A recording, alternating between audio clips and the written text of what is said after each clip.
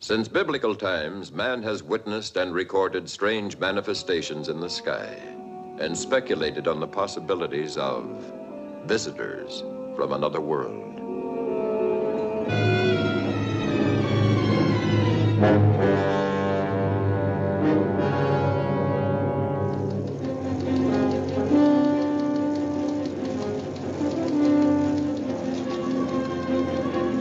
Today, from the skies of California, the fields of Kansas, the rice paddies of the Orient, the air lanes of the world, come persistent reports of UFOs, unidentified flying objects which we have come to know as flying saucers.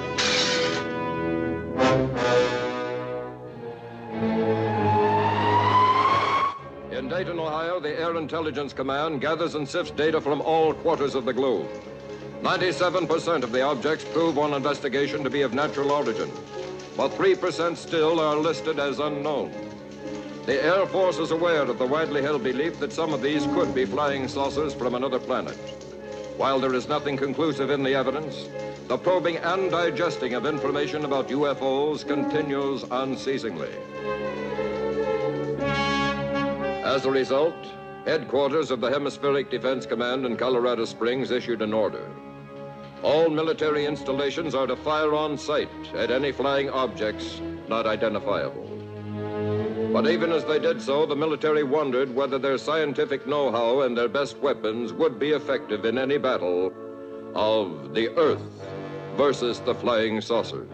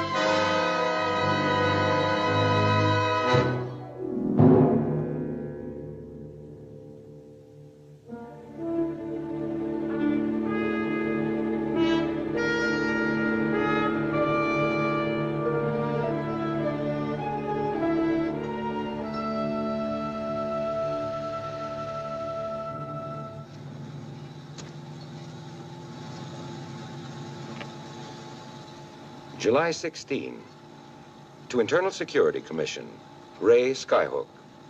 Summary and progress report from Project Director Dr. Russell A. Marvin. And Mrs. Dr. Russell A. Marvin, without whose inspiration and untiring criticism, this report could never have been written.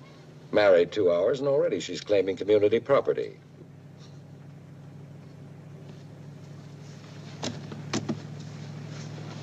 Now that you're married, Dr. Marvin, you don't have to sneak up on me. You always did have eyes in the back of your head. Besides, it's not safe when you're driving. But pretty. I thought intellectual giants were supposed to be backwards and shy. My third-grade teacher, Miss Hickey, said I was a quick study. Well, you're starting something you're not going to be able to finish. Yeah. Yeah, today I've got a hot date with a 3-stage rocket. Well, now, please, no interruptions.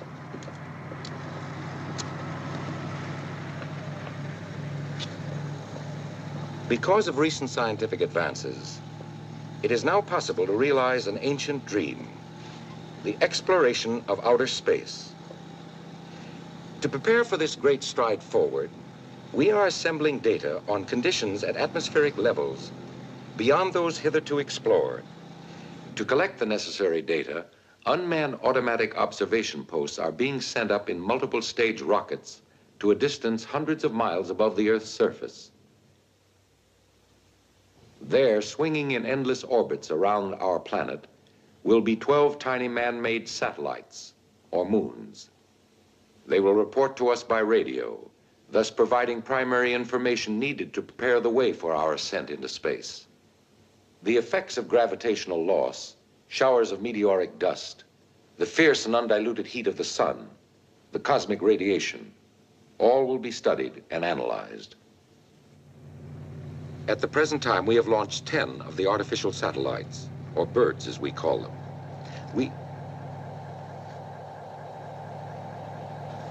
Do you hear something? Hear what?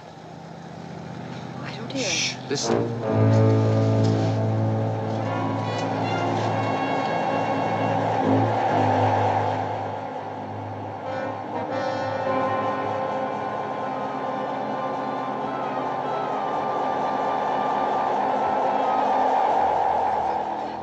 Pull over.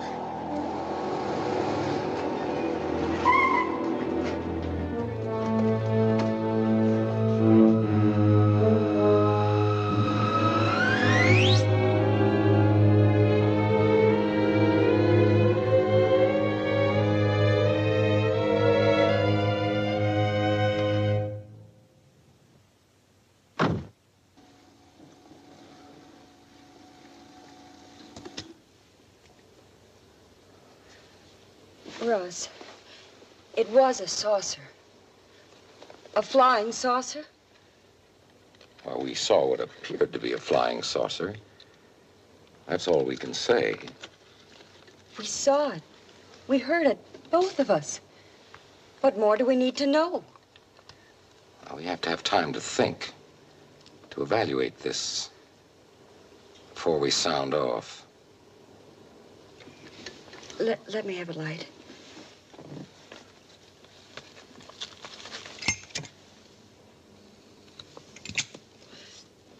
Of course, it wasn't a saucer at all. I just shake like this all the time.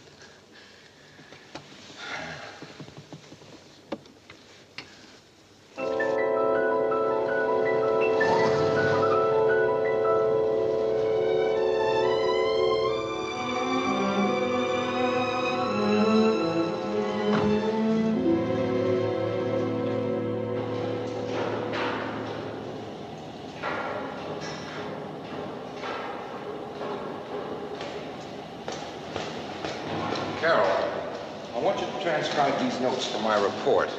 Yes, boss. But there's one little thing first.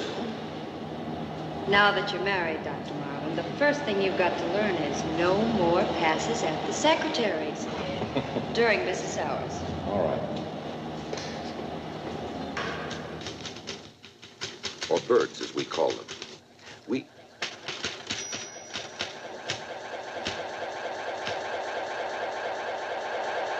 Russ. The saucer sound. It's on the tape. You forgot to turn it off. I remember now. I turned it off afterwards.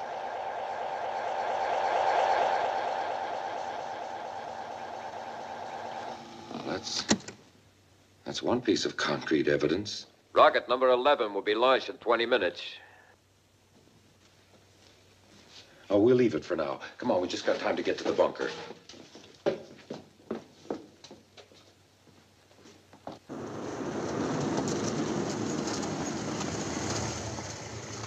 General Hanley reporting to Project Skyhook.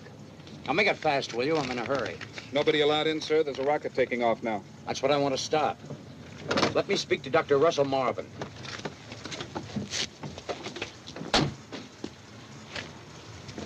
Westgate to bunker number 2. Dr. Marvin. Bunker number 2, Marvin speaking. This is the Westgate, sir. General Hanley wants you. Oh, put him on. Carol, it's your father. Calling from Panama? No, right here at the project. Hello, Russ. Hello. Well, welcome home, General. What's the news from Panama? It's bad, I'm afraid. I think you ought to hear what I found before you send up another rocket. Can you possibly put it off? Well, I'm afraid I can't. We're tied to a definite schedule of launchings. Wait a minute. There's something else I wanted. Just a minute. It's your privilege. Hi, Dad. What is it, honey? I just wanted to hear your voice and tell you Russ and I were married last night. Married? Oh, forgive us for not letting you know, darling. I've got to hang up. Let's have dinner tonight. Can you? Don't forget. Bye.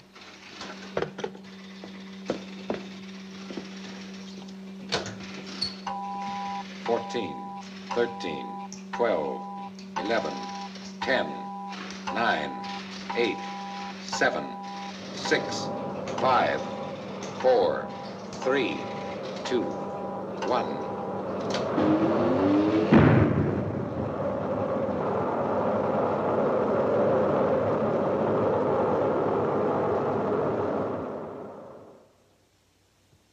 I know how the designer feels hearing a thing like this. But Project Skyhook hasn't worked out the way the Defense Department hoped. Tell me, how many birds have you sent up so far? 11, counting today's. And how many are you in contact with right now? Just one, today's. I admit we haven't been able to track them visually so far, but we'll correct that. Don't be too sure of that. We can certainly tune them in if they're up there. What I'm trying to tell you is that they're no longer up there. That wasn't a meteorite that fell on Panama. It was the burned remains of number 7. I made sure of that myself. What? And intelligence has reports now which convince us that 1 and 3 fell over Africa, number 5 around the North Pole, and 9 and 10 along the Andes. The rest can be presumed to have been lost someplace at sea. What happens to them? Apparently, they blow up in outer space. Why? There's nothing explosive in them. You can take it from me. When a rocket's blasted off, it should circle the Earth for a long time. That is, unless... What? Dad? Unless what? Unless something shoots them down as fast as we set them up there. Why, no gun in the world can shoot that high. No. No, of course not. Bring spoons for your coffee.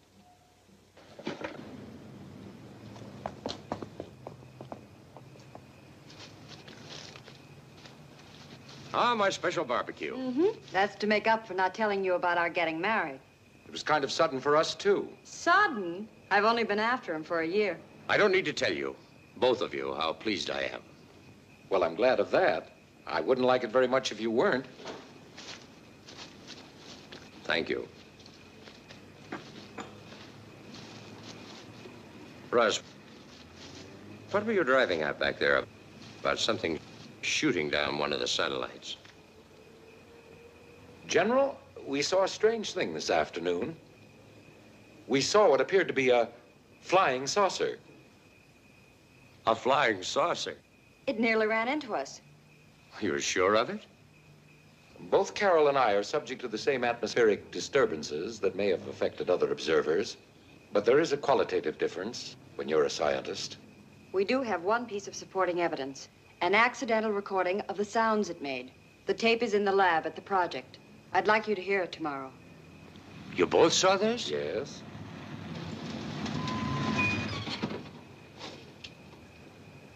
Excuse me.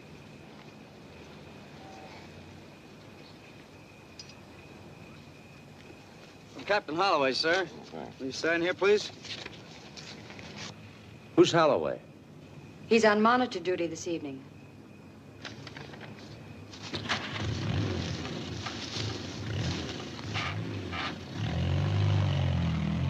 They've just lost contact with number 11.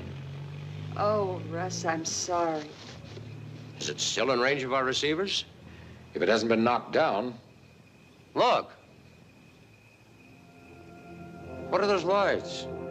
They're what the pilots call foolites. St. Elmo's fire in ancient times. Superstitious regard them as omens of things to come.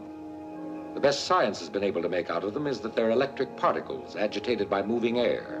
Same principle as the aurora borealis. There have been so many around the project the last couple of days, we all just take them for granted. Bird 11 ought to be visible in the sky right now in its second lap around the world. Look! There it is. Was that it? Yes, Well, surely you're not going to send up number 12 tomorrow after this. I have to. Why? With the television pickup cameras and microphone, I should have done it before. This time I'm going to know what's happening up there and know the reason why. Come on, let's finish our dinner.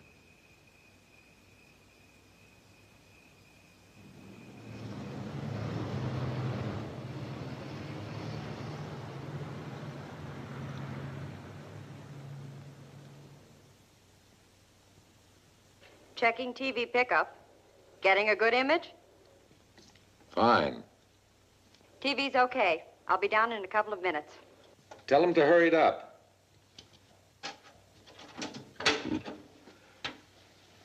Hey, do you notice anything different since you were here last? Soundproofing? That's right. You could fire a cannon off outside and you couldn't hear a thing down here. Number 12, okay for takeoff. Well, as an old rocket man from way back, I'd rather watch from ground level. Dr. Marvin. Dr. Marvin. Marvin here.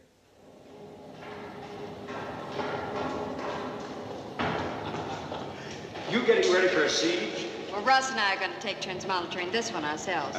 For days, if necessary. Soundproof privacy. And the last word in scientific solitude. Happy honeymoon, darling. Thanks, Dad.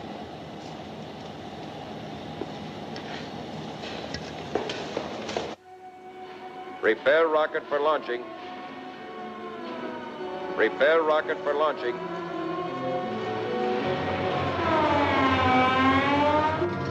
Rocket number 12 will be launched in 5 minutes.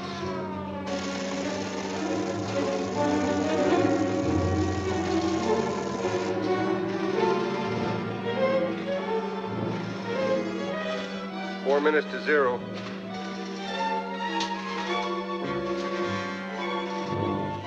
Check. Take it up at 0, Major Kimberly.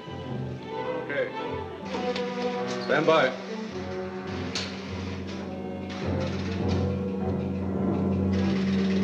Observation Tower A, come in. Evans, radar to Tower A.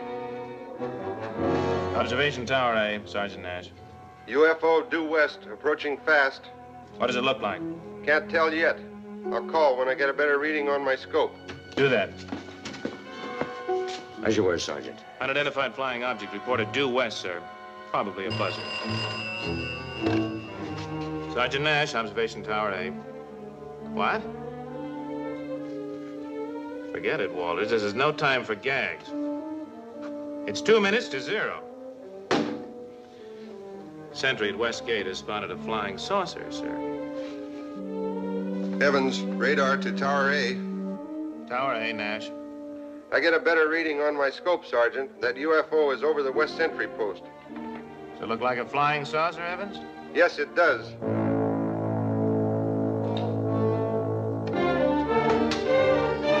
Skyhook control to approaching object. What is it? I wouldn't know. Connect me with Dr. Marvin's lab.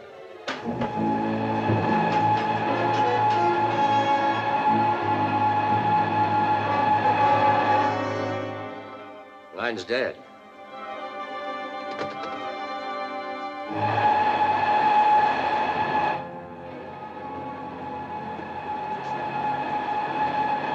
Dead.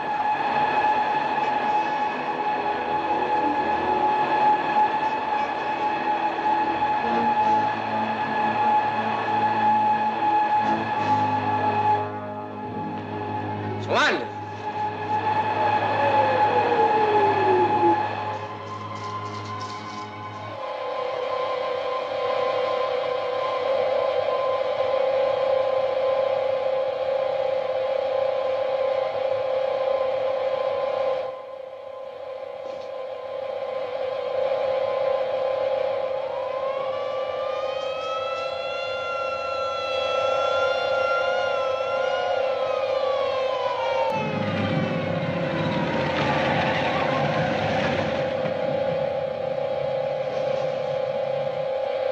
Battery, prepare to fire.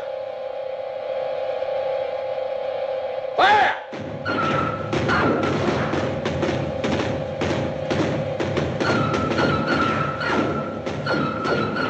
They set up an electronic screen.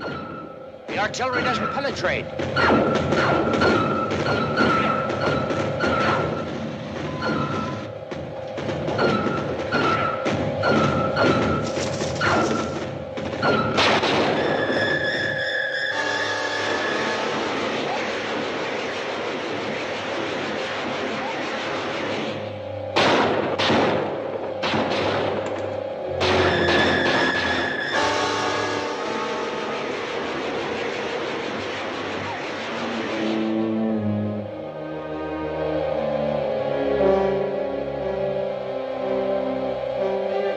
mines are out. Abandon all firing positions.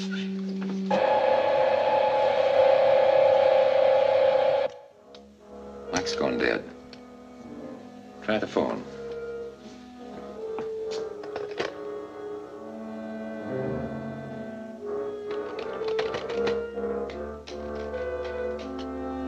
The operator doesn't answer. Look.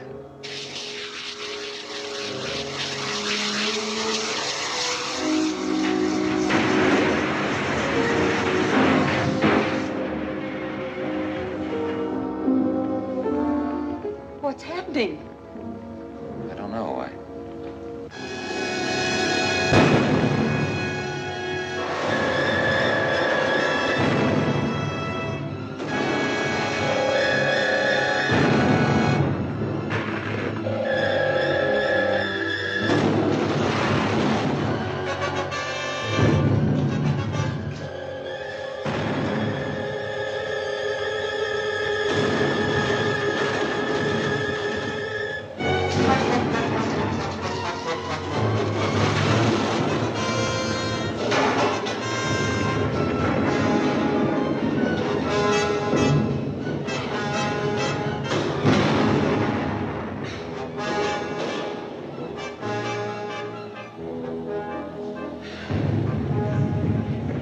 I'm scared, Russ.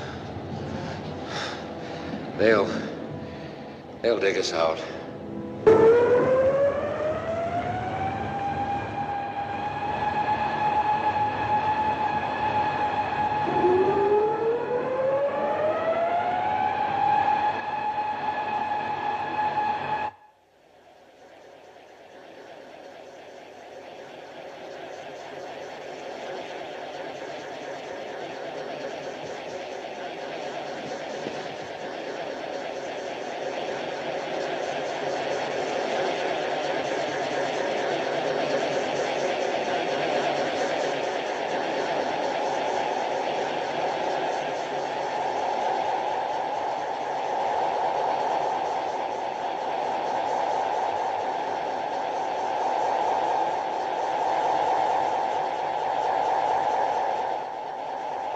Where am I?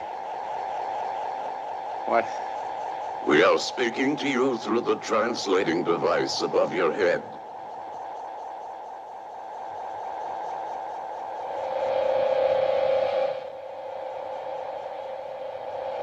Can you understand us? Yes. And I hope you can understand me. Whoever you are, whatever you are, you'll regret what you did at the project. Perhaps you can explain why, after contacting Dr. Marvin, we were met with violence. You've contacted Dr. Marvin? We spoke to him. All he heard was meaningless sounds.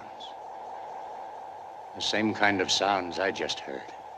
We had hoped a sufficient adjustment for the time differential between us would have been made. I don't understand. Evidently, you do not realize you are in an interstellar conveyance.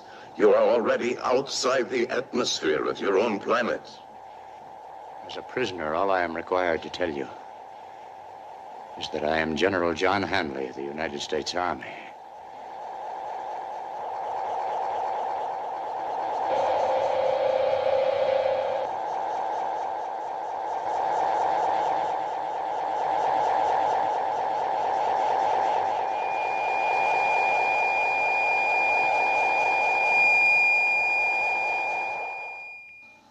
These are all the facts leading up to the rocket explosion at Operation Skyhook. To the best of our knowledge, my wife and I are the only ones left alive, since we have not seen or heard anyone for hours. The air is becoming toxic. In the event of our death, this report, together with the recording of the saucer sounds on this tape, constitute all the data we have. The batteries are failing. The recorder's not running up to speed. This is Dr. Russell A. Marvin.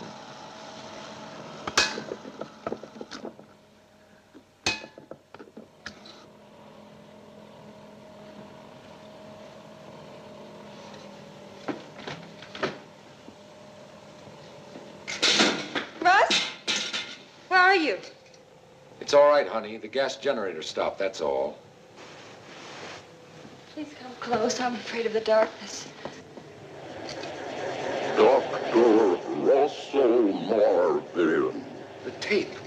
It is very urgent that we meet. We will appear tomorrow at Operation Skyhook when your son is exactly over your rule.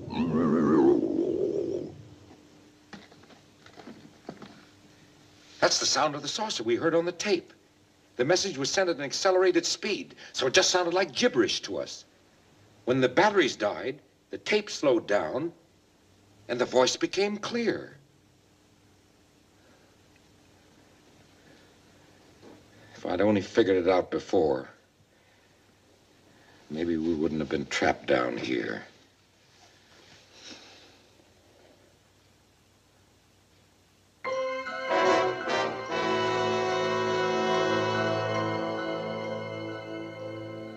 What had stuffed out hundreds of lives and leveled an installation worth millions of dollars?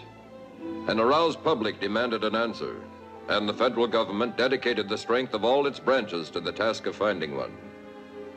However, when Dr. Marvin and his wife were rescued, the answer was to be found in the experience of the only two human survivors and in a reel of tape recording they carried to Washington, D.C.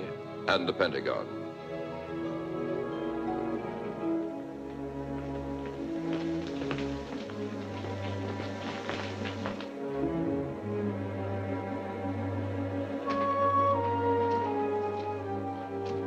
Operation Skyhook. There can't be any doubt about what it means.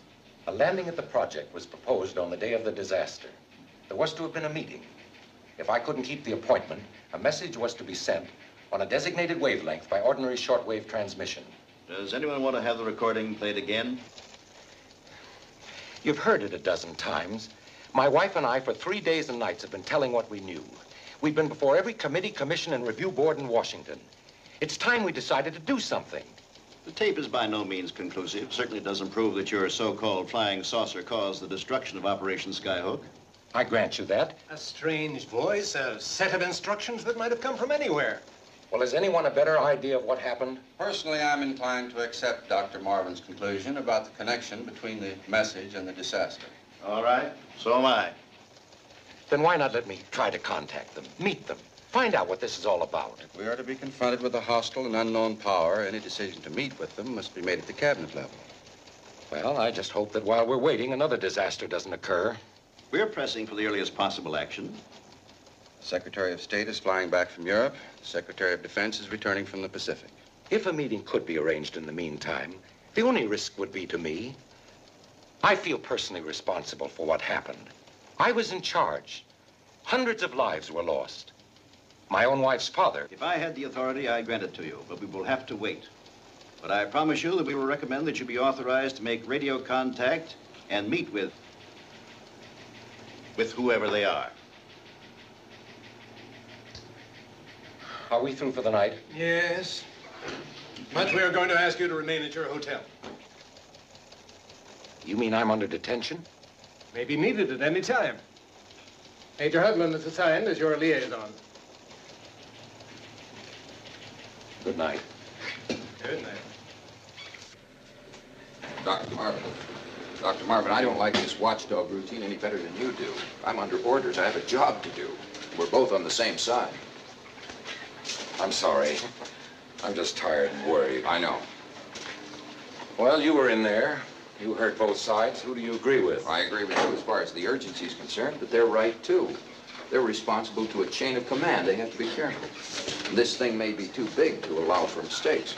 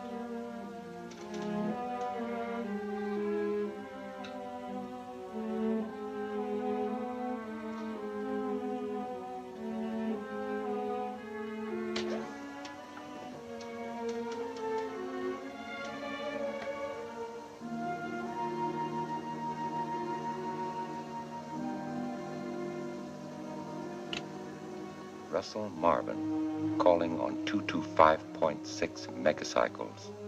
Over.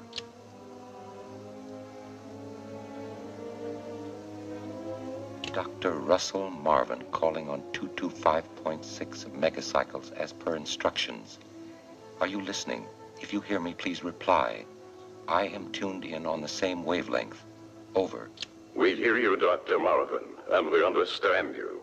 Do you understand us? Yes. Who are you? Listen, it is now 9:30 a.m. Earth time, Greenwich Meridian time. We will be waiting at exactly 11 a.m. at the shore of the Chesapeake Bay where the North Beach Road reaches the sea. Do not raise an alarm, and keep this appointment. Listen to me. I can't keep the appointment. I'm under orders. I'll be able to meet you in a few days. Do you hear me? Over. Russ?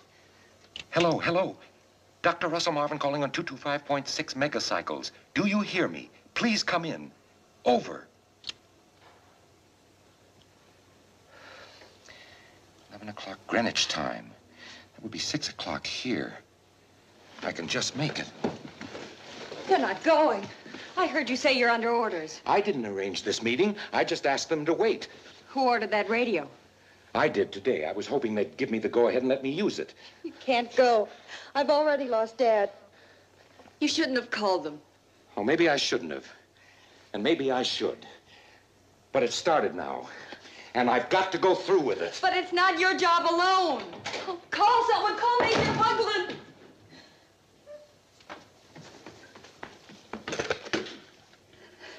Room 312. Major Hugland, hurry, please.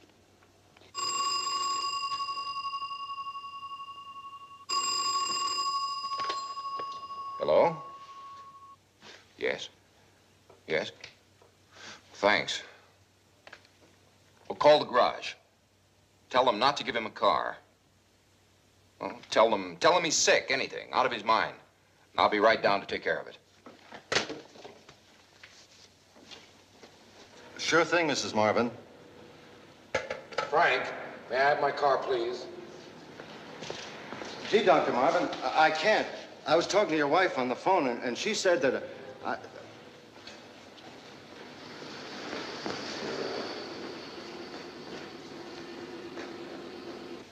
But, Dr. Marvin, I can't let you have the car. Get out of my way, Frank. Please, Dr. Marvin, I don't want to lose my job.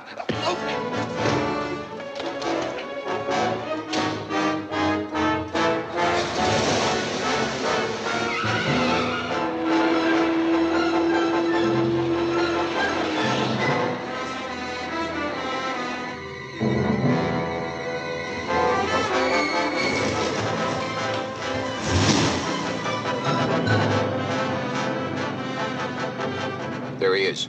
See if you can get him on the radio. Hello, Russ. This is Carol. Russ, come in. He won't answer me. Wait for us, Russ. Major Hugland and I want to talk to you.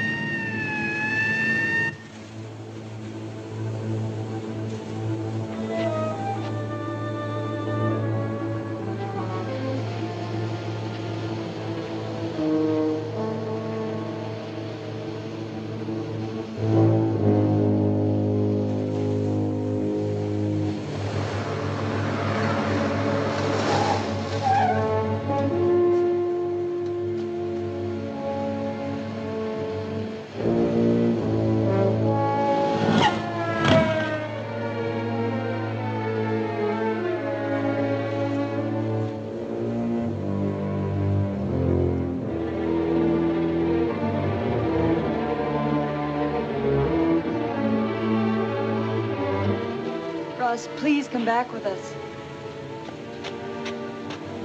I'm sorry, but I have to do my job. Let's go back. Please come in. Come on, let's get out of here. No, wait. With your friends, Dr. Marvin.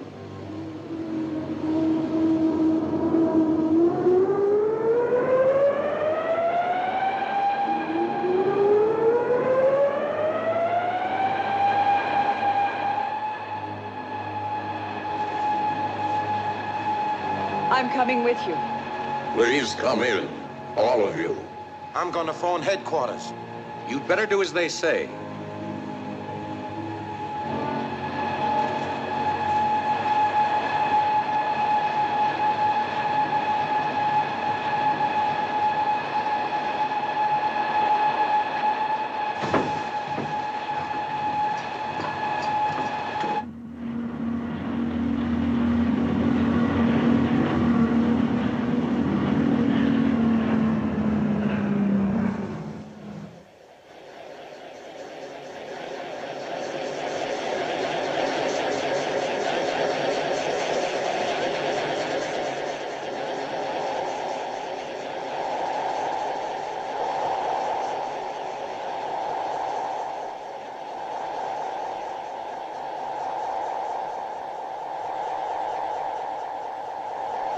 We must be thousands of miles away from the Earth. And in a matter of seconds. You are many miles away from your planets, but not in a matter of seconds.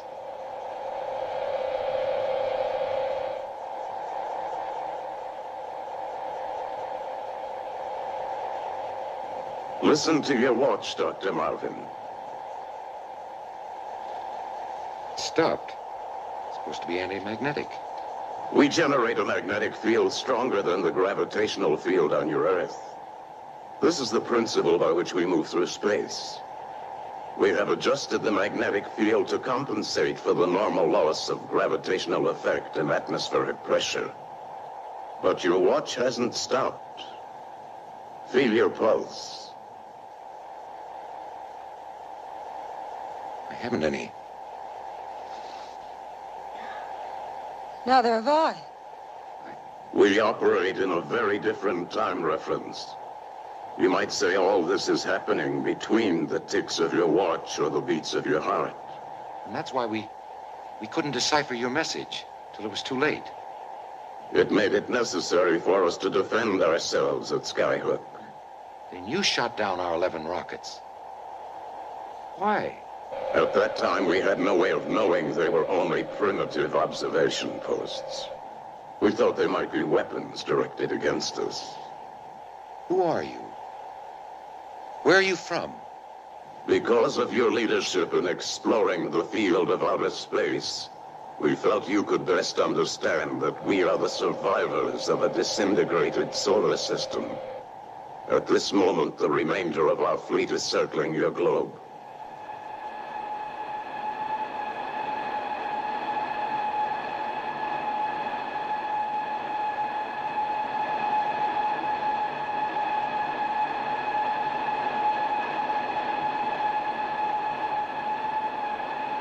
They are awaiting a signal to tell them where to land. What do you want with me? Arrange for your world leaders to confer with us in the city of Washington. They may not listen. I'm only a scientist. We will show you how important it is to convince your leaders. In an instant of your time, we travel from beyond your moon to the surface of your Earth.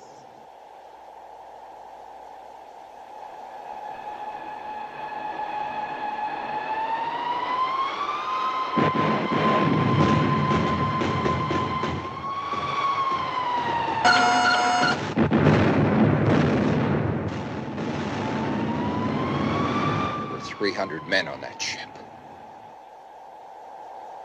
Speed, maneuverability, and force. With a weapon like that, why don't you just land and take over? To do that would cause worldwide panic. Despite our power, the few of us would be busy indefinitely trying to suppress a large hostile population. In the end, we would be masters of a wrecked and hungry planet. What makes you think you'll conquer us without a fight? We felt it would be best to meet with you so fighting could be avoided. Such agreements have been made on Earth before. How do you know so much about us? We have the means of accumulating information. If you wish to convince yourself about our detailed knowledge, test us. Any question? What's the size of the armed forces of the United States? It is approximately 3.5 million men. Well, what team has won the most World Series? The New York Yankees. Who was the first president of the United States? Washington. I know that voice. Who are you? John Hanley. My father. What have you done to him? You have been addressing General Hanley's mind, not General Hanley. Look behind you.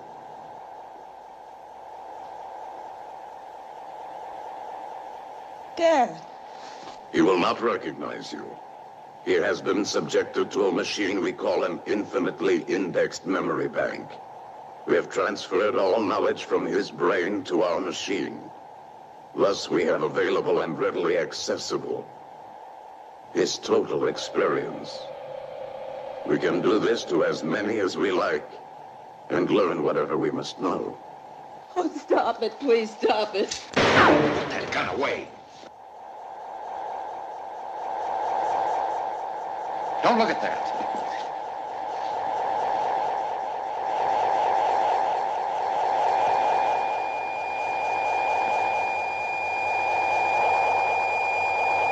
This is the beginning of the process by which we read the brain for the infinitely indexed memory bank.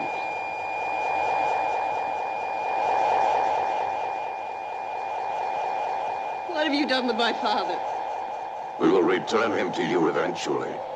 And the police officer, too. Will you arrange a conference for us? We will tell the authorities you want one. That's all we can do.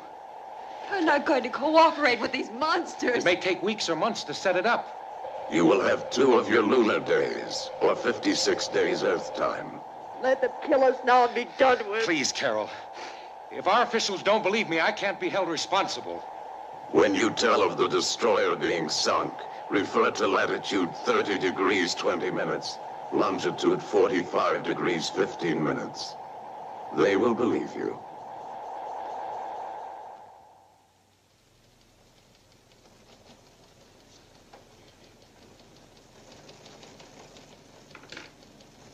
Well, suppose Major Huglin, my wife, myself, were all hysterical, or hypnotized, or whatever you're thinking.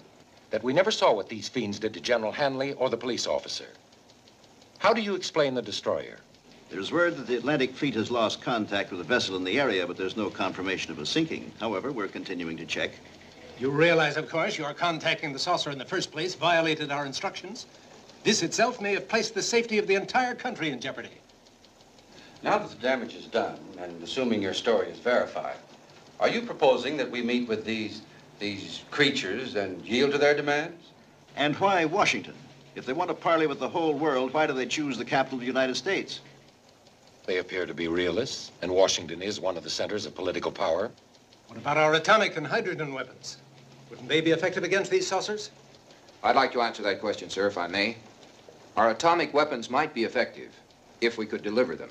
But to use nuclear power when they land would destroy our own cities. And then we don't know whether they are vulnerable or not. In answer to your question, Mr. Cassidy, I've learned a little about their mode of operation. And I've got an idea for a new kind of weapon. It's only a guess, of course. A new weapon in less than 56 days?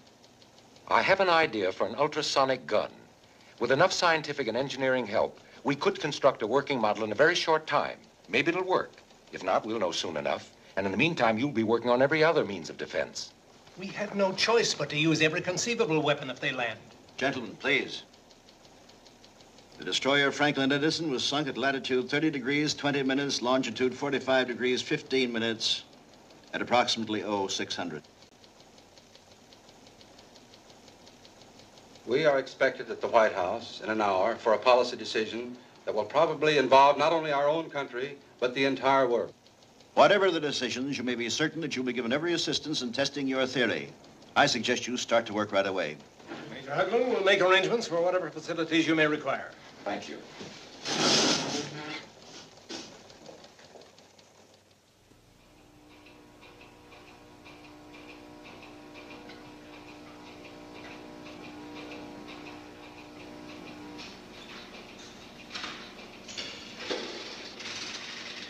Hello. Hi. How's it going? Well, instead of turning electric impulses into ultra-high frequency sound, we nearly burned the place up about an hour ago. What? All right, let's try it out on the cement block.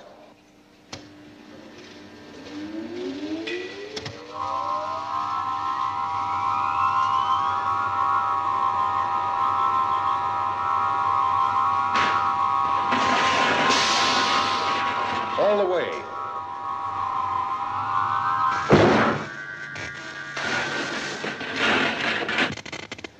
Well, there goes your generator. But it worked, Rust. It worked, didn't it? We know what hit Skyhook. What? Sound. Sound. Well, having two small boys around the house, I know that noise doesn't do a man much good, but burn him up, knock his house down? Well, the sound I had in mind was of a higher wave frequency than we've ever been able to produce. Then you mean we've got the weapon? No, I'm afraid not. With the best materials and circuits available, all we've succeeded in doing is pulverizing the end of a cement block. The theory is beautiful. We don't have the tools and the materials to make it work. Maybe in 10 years, 5, even 2. How many days left? 27. Russ, remember that report from Dr. Patek in New Delhi? He suggested a different approach. Instead of attempting to duplicate the ultrasonic devices of our visitors, we try to interrupt their magnetic field by projecting a highly intermittent induced electrical field. Now, suppose we take this one... Of course! We cut the ultrasonic wavelength into the circuit and knock them down like clay pigeons. Not so fast, Russ. You know, it can work. It can work. Here, Major, yes? Get on the phone. We'll need the largest portable generator that Schenectady makes. From all parts of the globe, under top priority, came every facility and scientific help the governments of the world could furnish. Dr. Marvin and his staff assembled these necessary materials in a concealed laboratory, where they were to translate a short experience in a craft from outer space into a formula, then plans, and finally, a functioning reality. It's only a hollow steel ball, but for our purposes, it's a flying saucer. You can start up the generator now.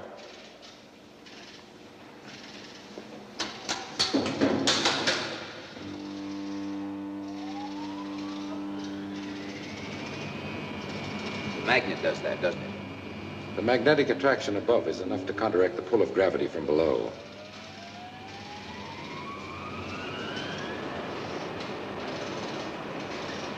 Go ahead. It was your idea. You be the first to try it. My idea, nonsense. It was just as much yours and Dr. Patek's in India and a dozen other scientists all over the world. Come on.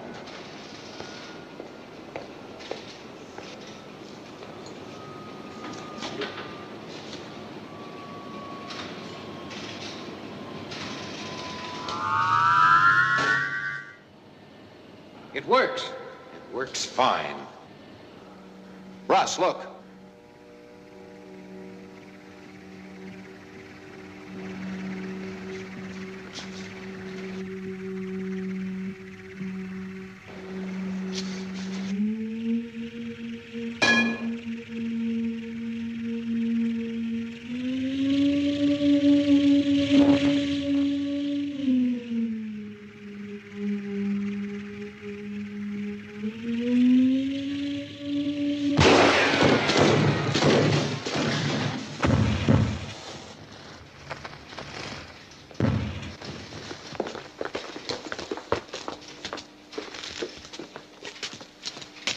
What was it? The same kind of thing that's watched us since the beginning of the project. Watched who? Russ and all the developments of the rocket program. I always thought it was St. Elmo's fire. I'll have to change my mind about that. Well, whatever it was, the saucer sent it down to find out what we're doing. We have television. They may have some totally different device that serves the same purpose. We better get to Washington before they decide to drop in on us. Major, give Cutting a hand and load that gun on the generator truck. Right. Never mind the files, Professor. I'll take the diagrams. We ought to be in Washington in about an hour. I hope they haven't spotted us. Let's pull away from the lab. Come on.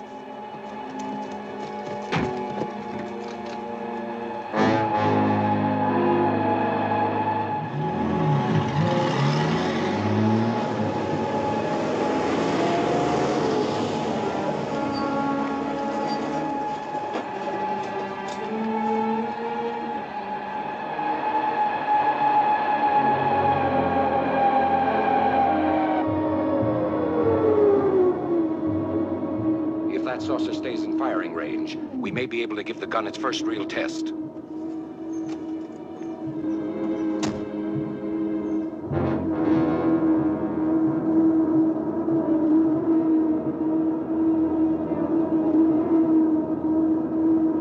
Saucer landing near Belmont Lab. Major Hugland calling for aerial protection. Over.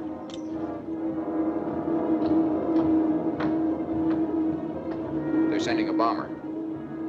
We ought to go on with those diagrams as quickly as we can. I'll get them from Russ. I'll go with you.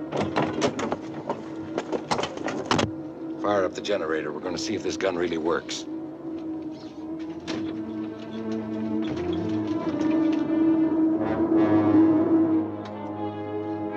What's the matter?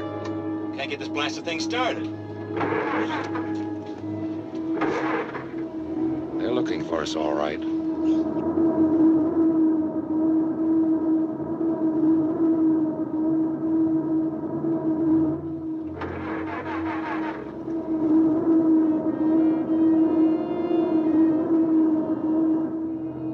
Russ, getting you and the plans to Washington is more important than anything else. Right. She's right if this machine works. If not, it doesn't make any difference.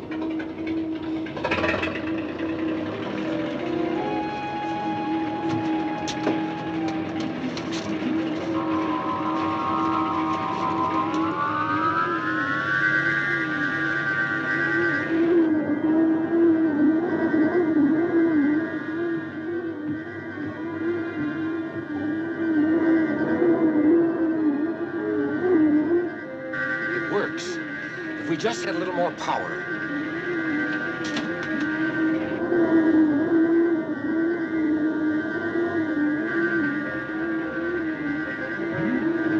Russ, let's go, please, before it's too late.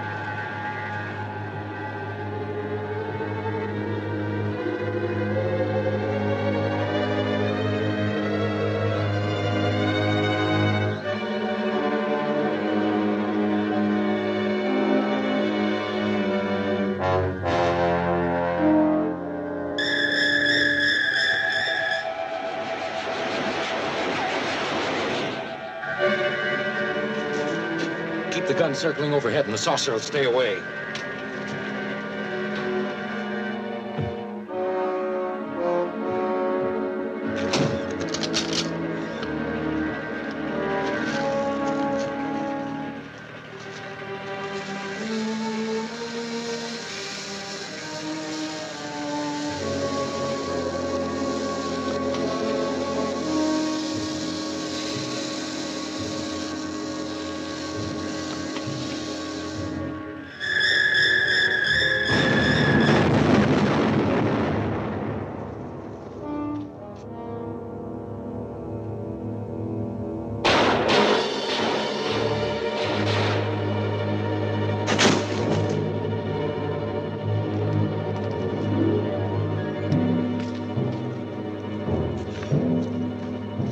Be careful.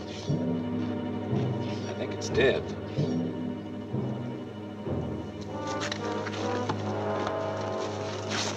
It's Light as a feather.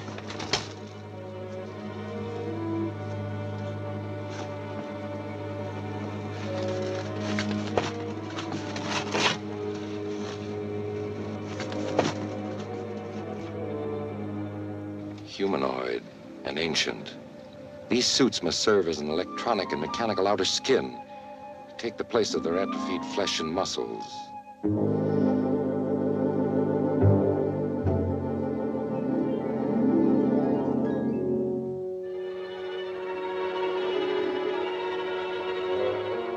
I must get this to a lab.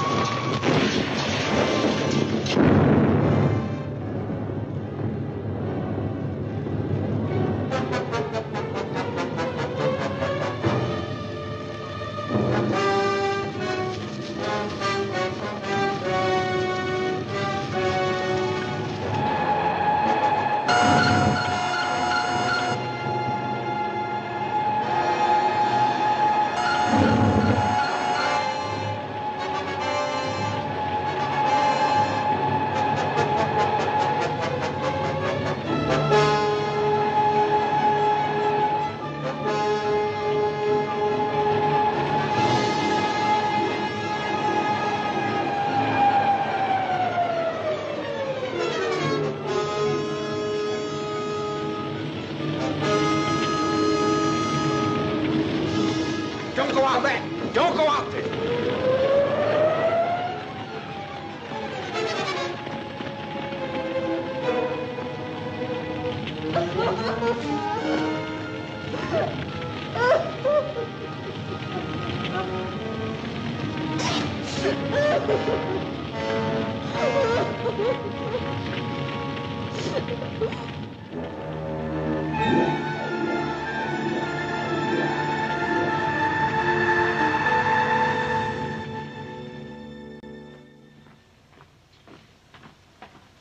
Oh, you're Dr. and Mrs. Marvin now. Carol, Russ, we've been waiting for you. Thanks. This is Dr. Alberts. How do you do? You know General Edmonds, Yes, Admiral of course. Enright. Certainly. And Mrs. Marvin is General Hanley's daughter. Mrs. Marvin? Your father's death was a great loss to all of us. Thank you. Well, I see you've been busy. Oh, we've been doing a little work. Here, let me show you. It didn't take too long to break this thing down. These helmets have a language translating device in them. Mrs. Marvin, would you say something into the microphone?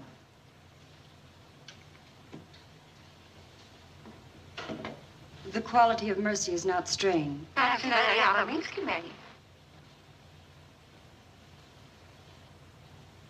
It droppeth as the gentle rain from heaven.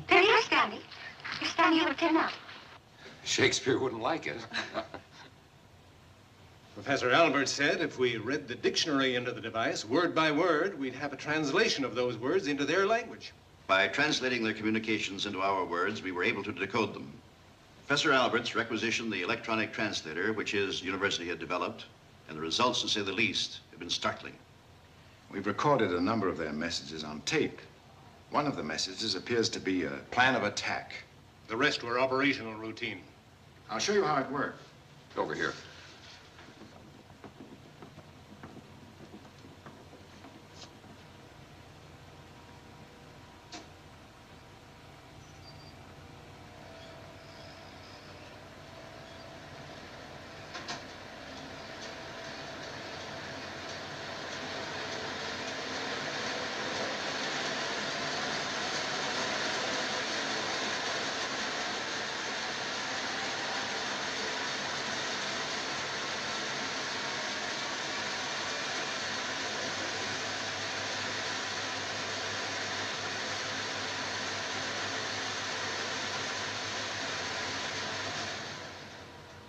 We can expect trouble when Mercury is in perihelion.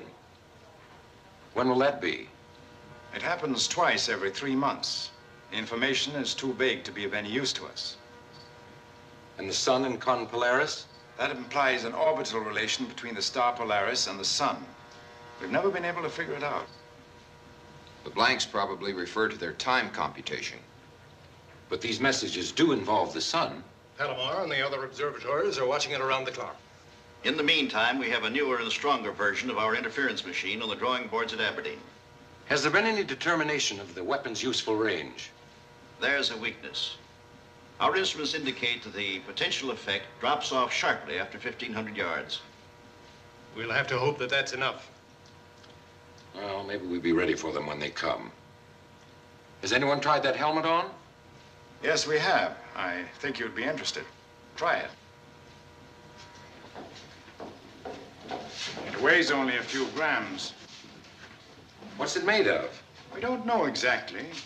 Solidified electricity is the fancy name given to it by the Bureau of Standards. It resists everything we used on it, including the most extreme temperatures.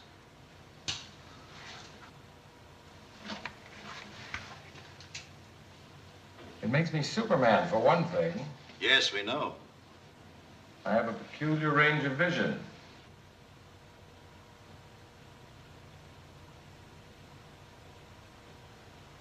I can also hear a young man just outside that window discussing a problem in advanced biology. Carol, would you see if I'm right? So I took her home. When I kissed her goodnight, she slapped my face. So I said, what's the idea? I didn't slap yours when you ordered a $4 steak for dinner.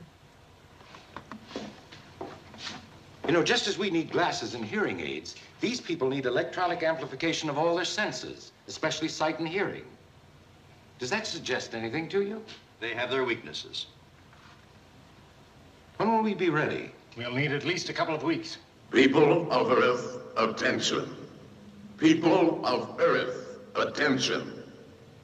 This is a voice speaking to you from thousands of miles beyond your planet. This is a voice speaking to you from thousands of miles beyond your planet. Look to your sun for a warning. Look to your sun for a warning. Following eruptions on your sun, there will be 8 days and nights of meteorological convulsions. Turn it down. Soon thereafter, They're arrogant enough, announcing their schedule in advance. They're coming down to take over. They made that clear to us in the saucer. They can move so fast and strike so hard, they ought to be able to sneak in and flatten us. They expect to terrify us with a display of power. They're contemptuous of our defenses. People of the Earth, attention. This is a voice speaking to you from thousands of If I'm right, they'll miles sail into Washington in broad daylight. They expect us to capitulate when they land. Speaking to you from thousands of miles beyond your planet. People of Earth, attention. People of Earth, attention. This is a voice speaking to you from thousands of miles beyond your planet. This is a voice speaking to you from thousands of miles beyond your planet. Look to your sun for a warning. Look to your sun. It's coming over everywhere. Following eruptions on your sun, there will be 8 days and nights of meteorological convulsions. Soon thereafter, Panic and immobilize the whole country. In the capital city of the United States. The whole world. Let all nations be represented in Washington to confer with us. Nuestras fuerzas aterrizarán en la capital de los Estados Unidos. Washington. За 1000 миль от вашей планеты. Dans la capitale des États-Unis d'Amérique. Siamo rappresentati in Washington per Todos los naciones del mundo se reúnen en Washington. People of Earth, attention. In every country of the world, in every language, every means of electronic communication was jammed with the message. The warning was dinned into the ears of the Earth's population unceasingly for 12 hours. And after the 12th hour, silence. Then, a tremendous explosion on the surface of the sun.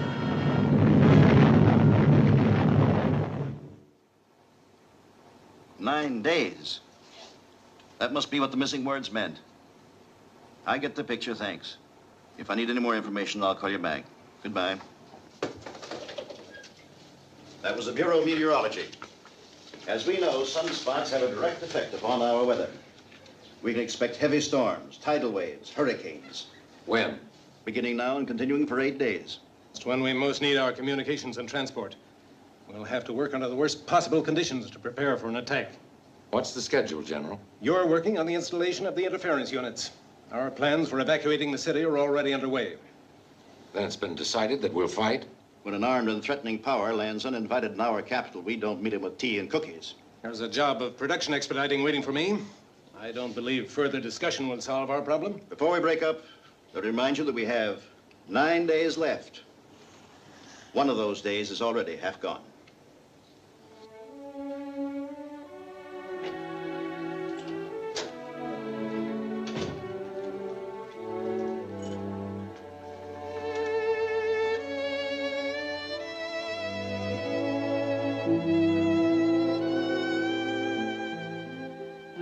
Going away present.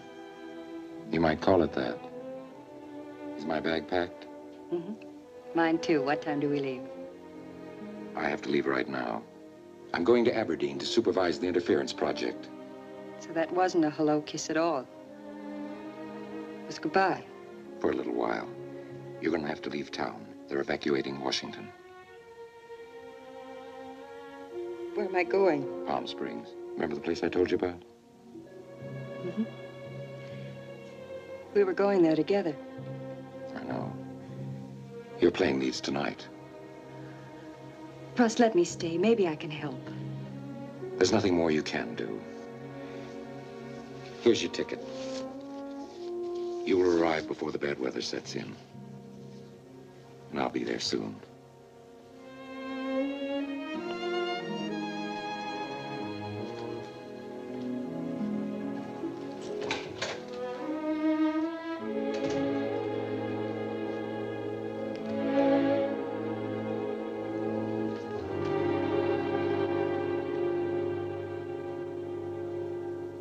First of man's vital communications to suffer were the shipping lanes and airways.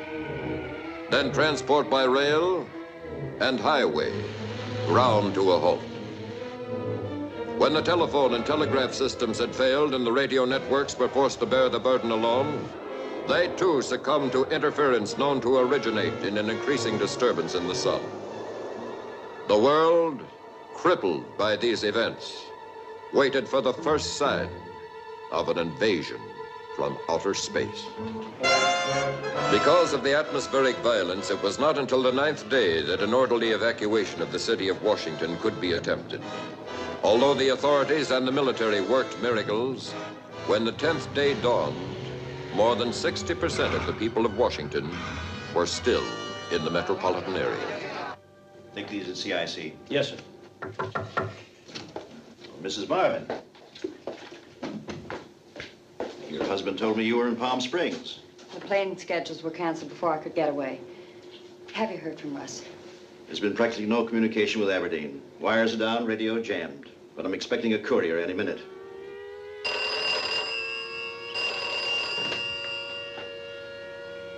A red alert.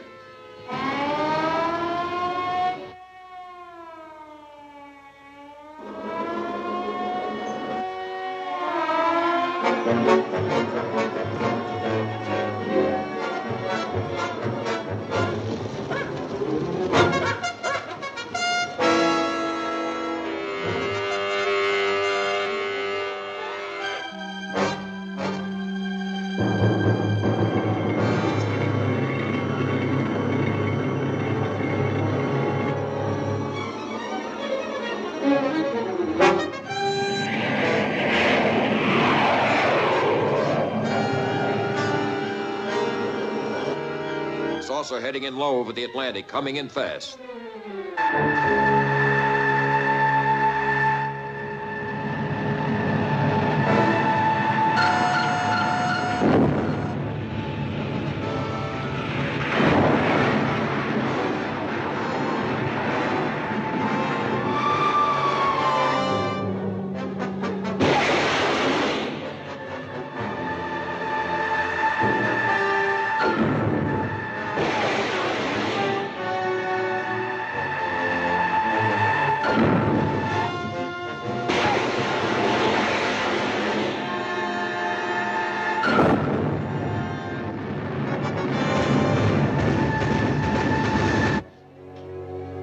through our defenses. Ground all aircraft. They'll be overhead any minute. You better get down to the shelter.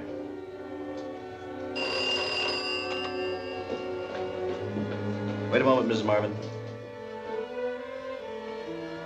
Truck convoys from Aberdeen are taking up positions in the city. Your husband's section is nearing the Pentagon. Thanks.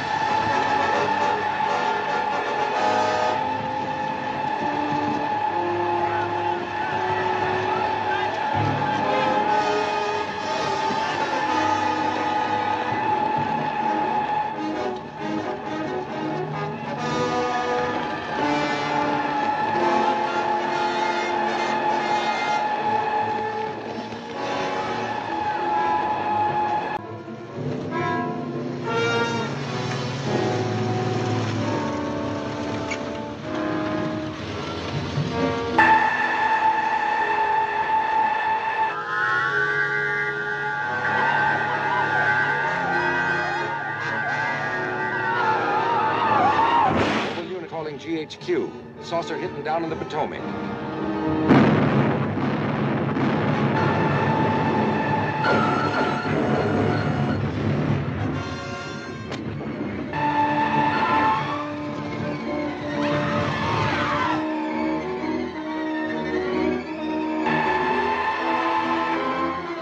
Keep it in your field so it can't fire at us.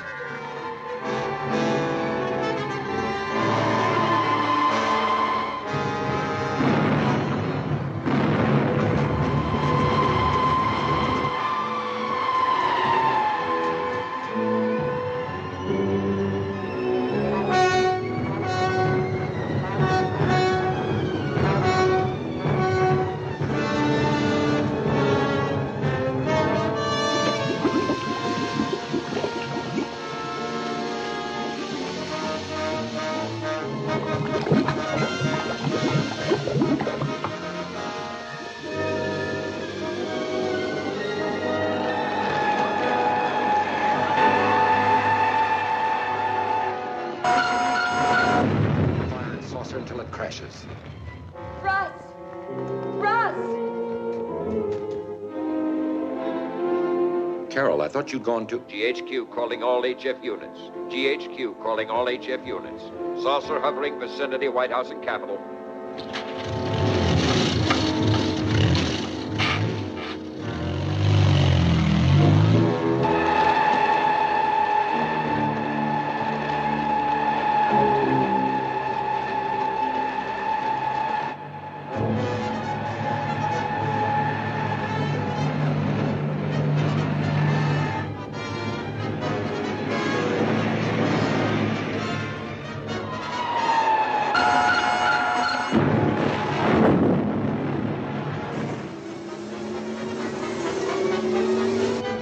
Attention all units. Saucer now landing vicinity White House.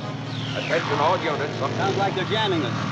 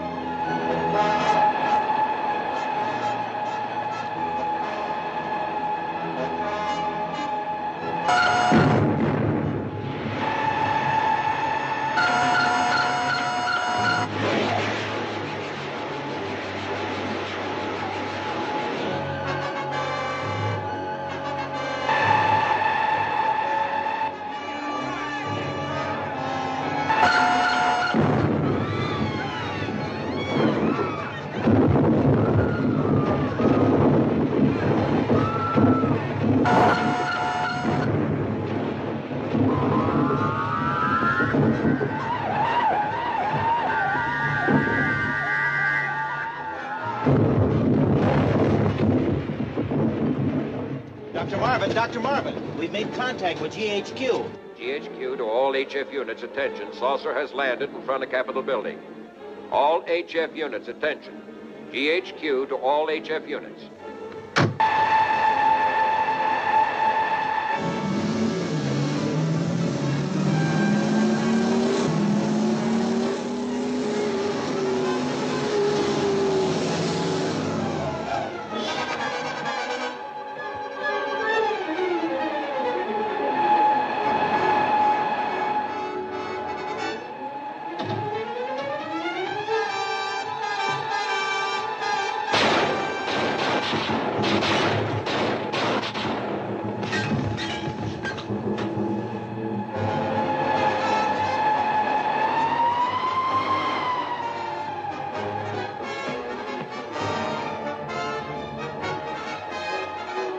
Keep firing at saucers.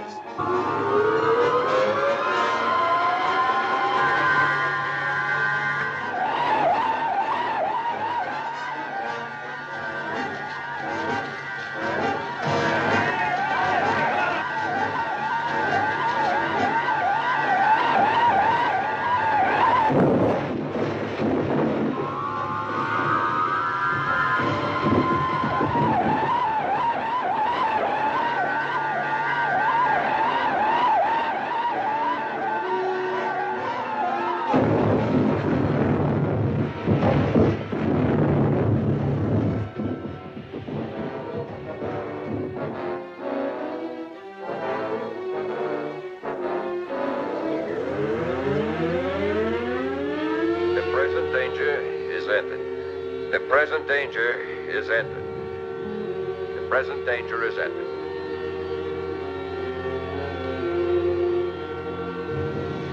The present danger is ended. All units report to your commanders for further orders. The present danger is ended.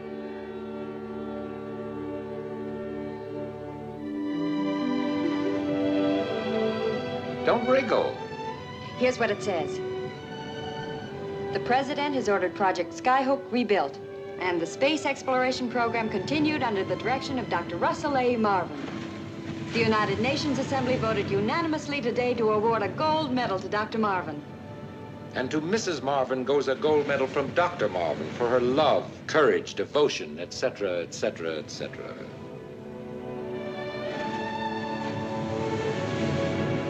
Russ, do you think there are any more? Will they come back again? Not on such a nice day.